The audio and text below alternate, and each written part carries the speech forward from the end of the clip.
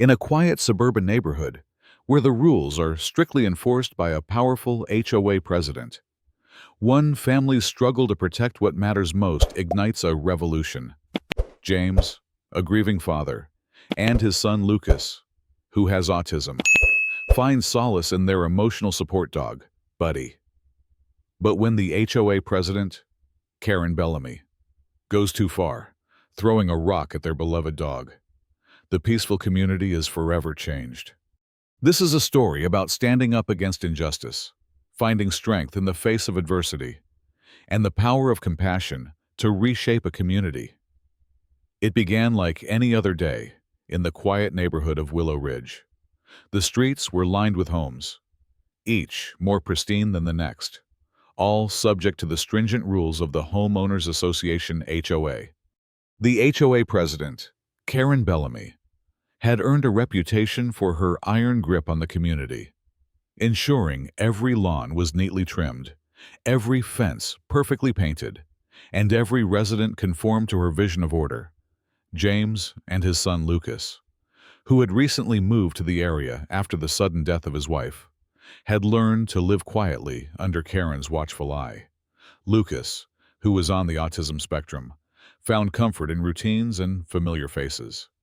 But it was Buddy, their golden retriever, who had become Lucas's anchor. The dog wasn't just a pet, he was an emotional support animal, a constant source of calm in Lucas's otherwise chaotic world.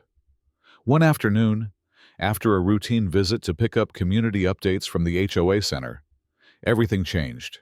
It was supposed to be a simple errand, just a chance to get the latest updates and pay their fees. But as soon as James and Lucas walked through the entrance of the HOA building, Karen was waiting. She didn't greet them with the usual forced politeness. Instead, her eyes immediately narrowed at Buddy, who was walking calmly beside Lucas. "That dog's been causing damage to the flower beds," Karen declared, her voice dripping with accusation. James was taken aback. "That's impossible. Buddy's been with Lucas the whole time.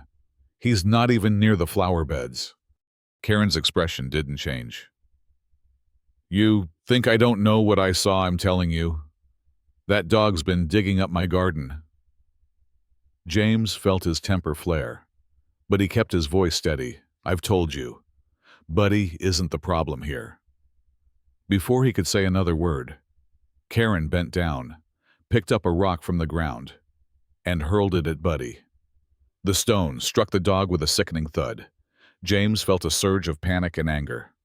Lucas, who had been standing quietly by, looked up in confusion. But Buddy immediately rushed to protect his young friend. In an instant, Buddy lunged forward, knocking Karen off her feet and sending her crashing into the decorative fountain that sat at the center of the HOA building's courtyard. The splash echoed through the courtyard, and the crowd of residents, who had been silently watching, now murmured in shock. Karen, drenched and furious, scrambled to get up, but the damage had already been done. The crowd, who had been afraid to speak out against Karen before, now began to stir. Eyes that had once looked at her with fear were now full of judgment.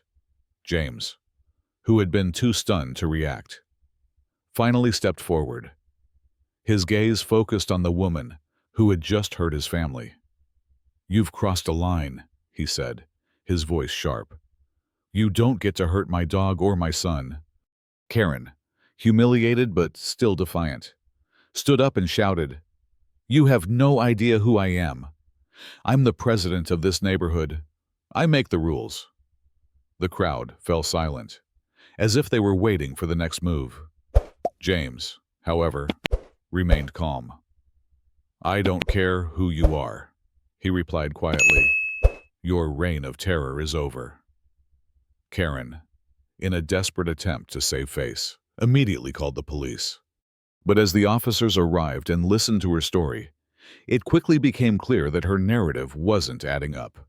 That was when James revealed his true identity, a senior agent with the Department of Justice's Civil Rights Division. The officer's attitude changed instantly.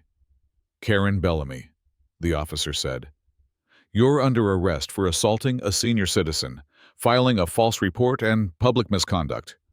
The officers didn't hesitate. Karen, still in shock, was cuffed and taken away. The crowd, which had been largely passive up until that point, now broke into applause.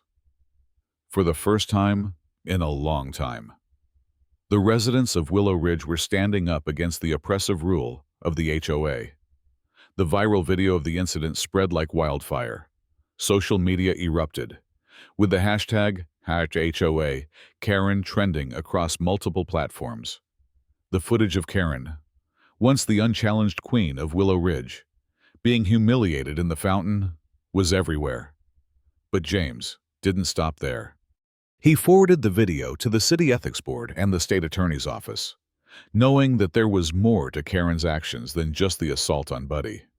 An investigation was launched, and it didn't take long for the truth to come out.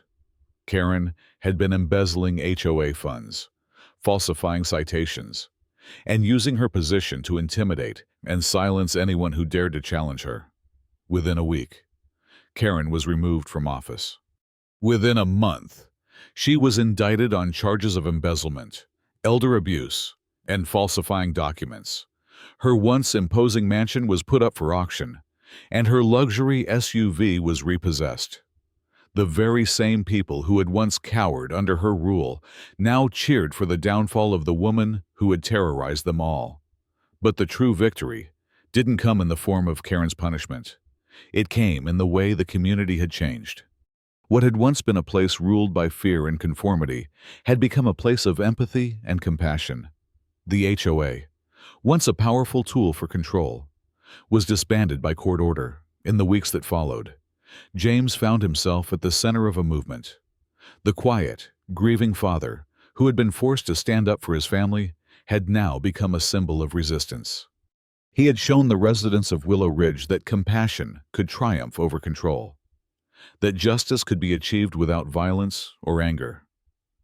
At a town hall meeting held in the aftermath, James stood before the residents and delivered a speech that would resonate in the hearts of many. "We have the power to decide what kind of community we want to be," he said.